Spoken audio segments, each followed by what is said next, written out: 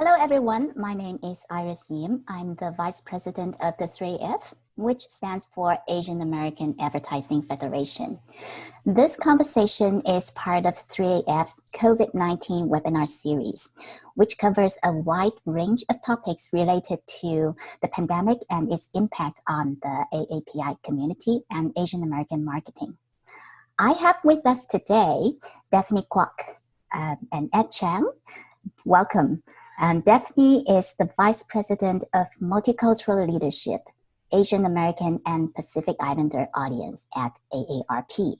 Ed is the Managing Director at TDW, a multicultural advertising agency. Welcome both, and thank you so much for taking the time to share with us your experience and insights. Since the pandemic, we have seen brands in different industries pivoting their messaging, changing courses, and responding to the pandemic in very different ways. And I know AARP has been involved in the AAPI community for a long time. I'm curious, how has AARP responded to the pandemic? I guess I will start with a question. What have you been working on since the outbreak of the pandemic? Well, thank you, Iris, and thank you to 3AF for this tremendous opportunity to share with everybody the work that AARP has been doing since, unfortunately, the COVID epidemic has hit the United States. Since AARP is focused on working on behalf of those that are 50 years old and older and their families, this COVID in particular has been impacting our elderly population in particular. So at AARP, really all the departments have been in major overdrive to really try to get out as much content and information to help our constituents and the population within the U.S. be able to address and protect themselves and their loved one during this COVID epidemic. So our content, communications, the research team, the public policy team have all been producing a lot of content, blogs, articles that we have been pushing out through all the channels, through teletown halls, through our AARP website, the social media as well.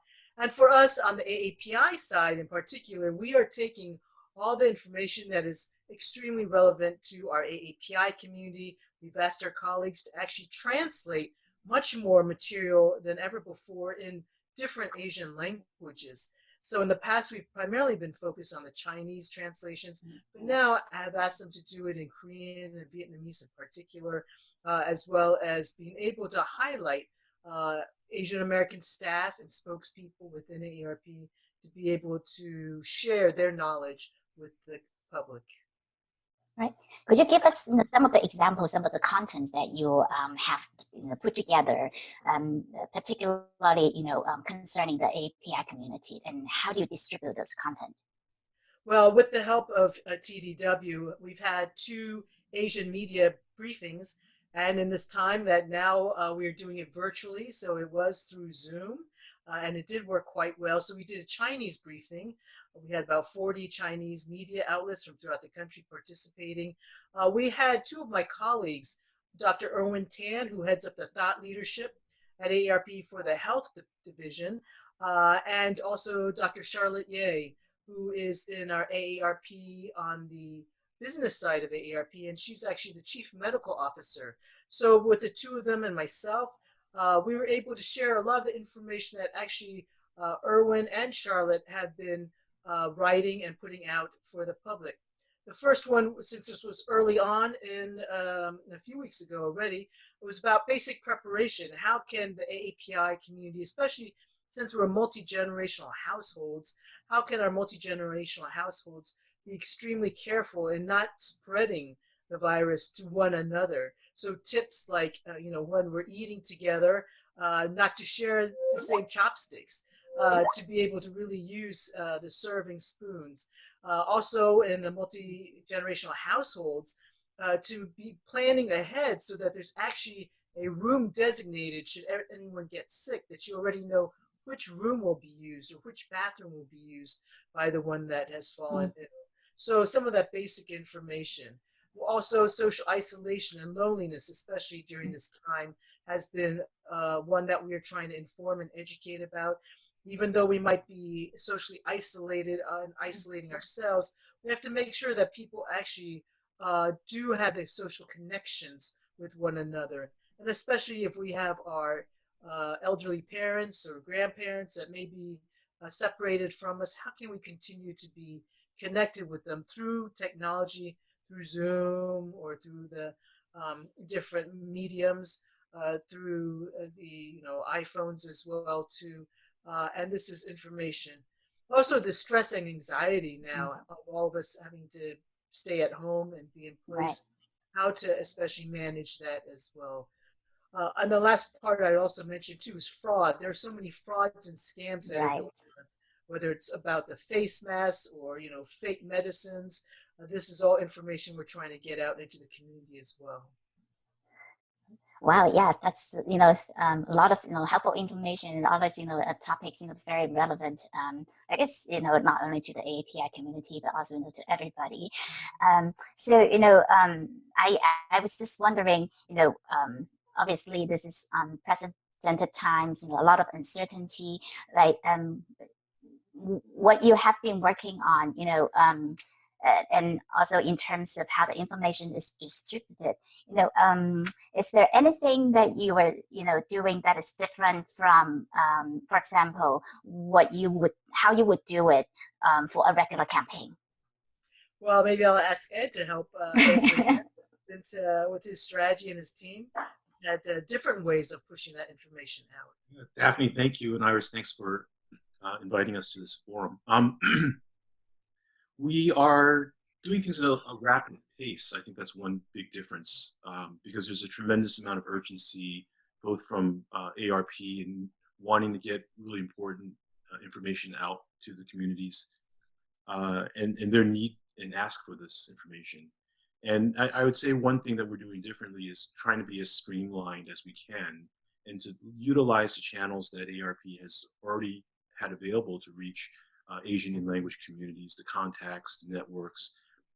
AARP has a Chinese language website. We have a WeChat channel as well. We have Facebook on social media and Twitter. And so leveraging all these channels that AARP has, but in a very rapidly translating this resource of material, this wealth of information in a very quick manner, going through the reviews and the controls of that in a very quick way.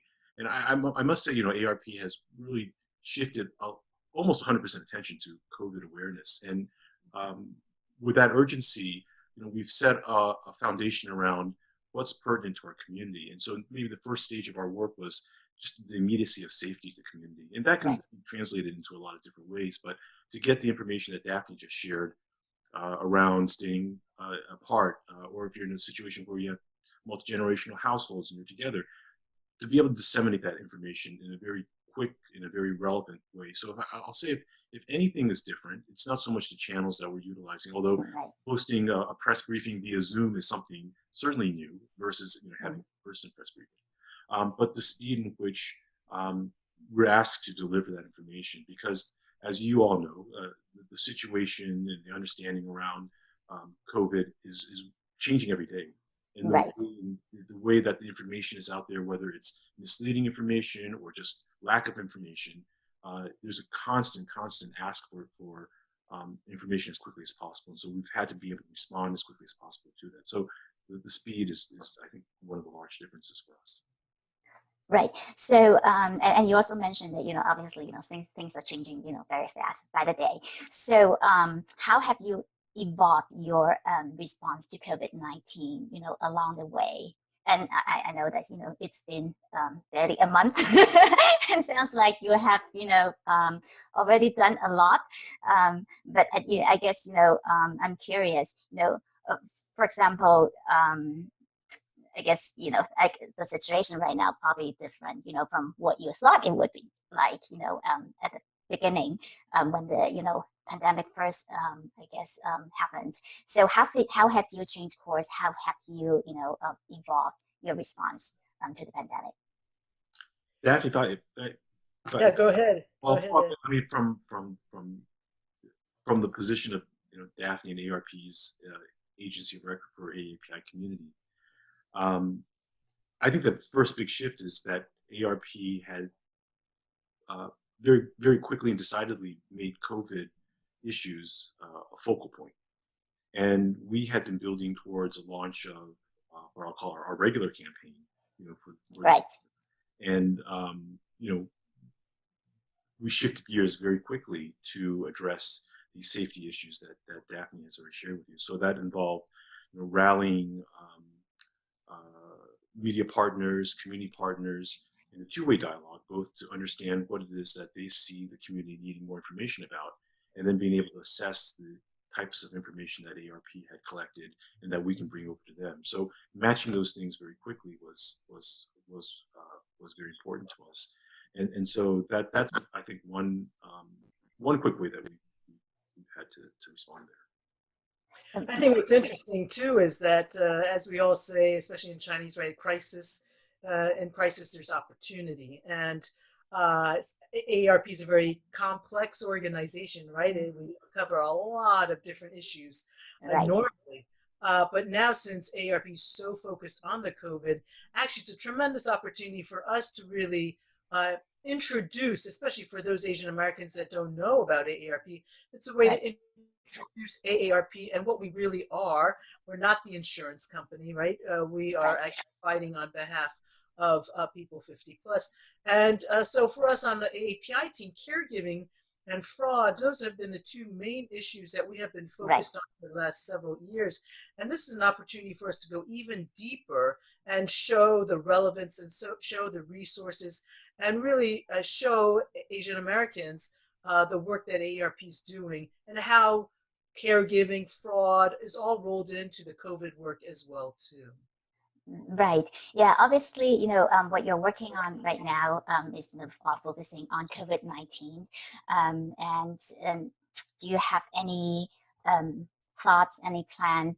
I guess any silver lining you saw coming from this. I mean, what do you see post COVID-19? What will you be working on? How do we move forward from this, and what do you see AARP's role in it?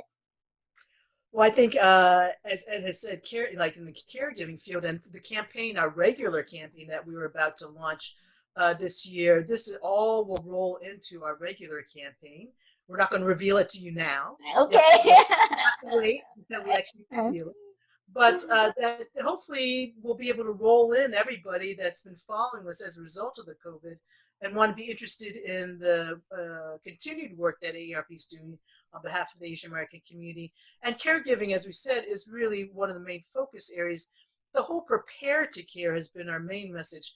We have been challenging our community to really start to have the conversations about preparing to care for your loved ones, which means really end-of-life conversations. And as we all know, nobody wants to talk about that. Nobody wants to address it. But I think this COVID pandemic has really brought that to the forefront, right? We really have to be prepared. You never know when something like this pandemic might hit. And are we, as families, prepared should one of our loved ones be hit, like with the COVID and with all the deaths that have been happening? So hopefully this will give us an opportunity to, for our community to learn even more about how to prepare to care. And we have those documents, we have those sessions, we have speakers that have been going around the country the last couple of years, trying to get our community prepared to care. Well, that's great. My next question is, given your vast experience in engaging the AAPI community, what advice do you have for companies or organizations who would like to communicate with the AAPI community during times of crisis? Ed, that one's for you. Yeah, sure. That's your expertise area, so I'll let you answer. Yeah, I mean, in terms of advice, I think that it really starts with a position of, I think, understanding before being understood. And, to AARP's credit, they have already invested, Daphne and her team invested a lot of time in understanding the community. And there's a knowledge about what issue matters are important to them and how we can address them. So, in some way we have always been set up to be able to respond to some of the issues that our communities are facing right now in a very quick way. But along the way as well, there's new and unprecedented events that are happening in our community, and to be able to have the ability to gain the insights from the community, I think has been very important to us. And to be able to speak with community leaders, to be able to speak with members in the media community who are reporting and on the front line, if you will, of collecting and gathering this information and knowing what is of need to this community. Taking a breath in all the speed to disseminate that information, but taking a breath to understand what it is that this community can benefit by, and then being able to identify, how we can support that, I think has been really, really important. As Daphne mentioned, we did press briefings now. We've had 2 of them now, over 40 individual media members attending each one. And then the coverage that's generated off of these briefings has been, I think, really, really well received in the community, and just a number of articles and stories that were disseminated, and the information that's going out to the community. So, from a standpoint of AARP, which is such a issues-oriented organization, it really requires, I think, that opportunity to have a depth of understanding, and then to find those mutual ways of connecting between AARP, the organization, and the community, and vice versa. Right. Yeah. Oh, Daphne, did you want to say something? I was going to say, although maybe it's not exactly answering your question, but one of the things I wanted to also add too is that I think for us at AARP, we're very fortunate that we actually have resources. So one of the things that we've produced, and actually Crossings TV asked for it, is a PSA, a 3-minute PSA that's going to be in several languages about the COVID and preparation and taking care of your loved ones. And because we've now produced it, those PSAs, so many other Asian media outlets have asked for the use of it. And so if this is the role that AARP can play by being able to have the resources to produce content for our community, then that is a tremendous role that we at AARP can play for the community. Right. And I know it's probably too early to tell, but have you heard any feedback on your campaigns so far? If so, what have you heard? Well, we have gotten feedback from, so most of the work that we've done, I would say, hasn't necessarily been advertising. It's just, it's media and community relations and getting information out there.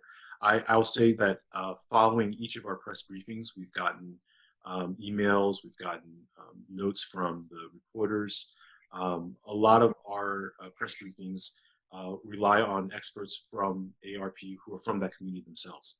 And they can bring a level of understanding and language to these briefings. And we've gotten very positive feedback from the media. And as you know, our Asian American media, they're very strapped right now. I mean, their resources are limited. Many of them are struggling. And for them to put an ask to them to put resources to cover this information, we want to make sure the information we're giving is on track, is relevant, is important, what that community needs to hear. So again, that understand before understood dialogue is important here. And the feedback we've gotten after these sessions is, thank you for that information. These are things that our community needs to hear. And it's just nice to get that kind of feedback, and and to know that we're asking media to spend their time in the right place. Well, and actually, one of the responses from one of the media representatives said the information that we are imparting was very comforting to him personally.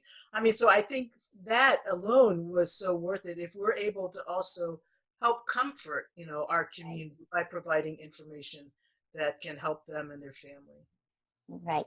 And it sounds like, you have distributed information through Asian media partners. Could you also talk about the role of, Asian media, during times of crisis, and also I guess, particularly for in-language media? I'd be happy to take that. I think, as 3AF members, and I think as members of the community, we all know very well that our Asian American media community are true trusted voices, and that when information is needed by the community, especially folks who are language dependent and maybe non-English, English not as a first language, they really turn to these resources for help and information. And so there's a certain irony now. I mean, in this time of such need of information, Yeah. that it's highlighted so clearly, and we see it by the asks that are coming to AARP, like, can you help us with information?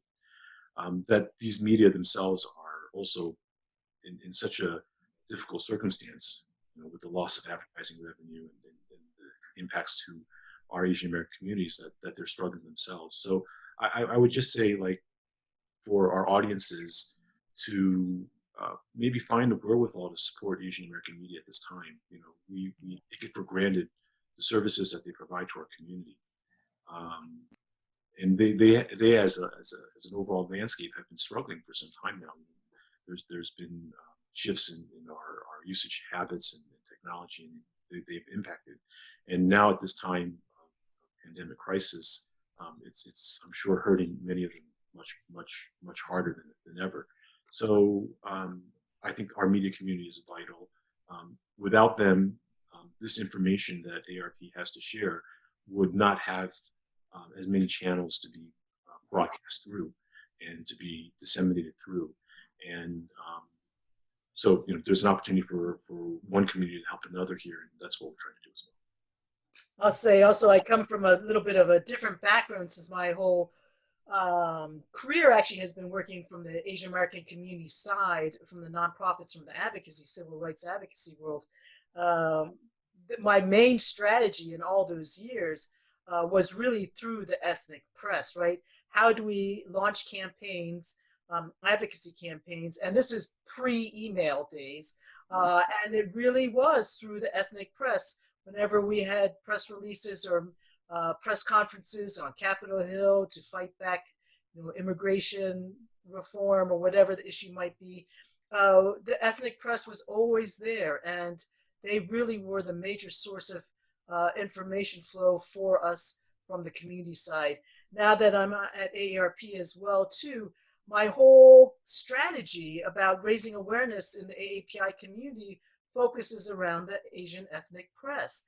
And so this has been a great learning opportunity for me to be able to help educate and inform AARP internally about the struggles of our, you know, Asian ethnic media, that during this really important time for us to be able to push content out, our poor ethnic media are struggling to survive day to day. And I keep telling my colleagues inside AARP, it's like, boy, if we are to lose them, and unfortunately we have lost some of them already, they are huge channels to reach our community.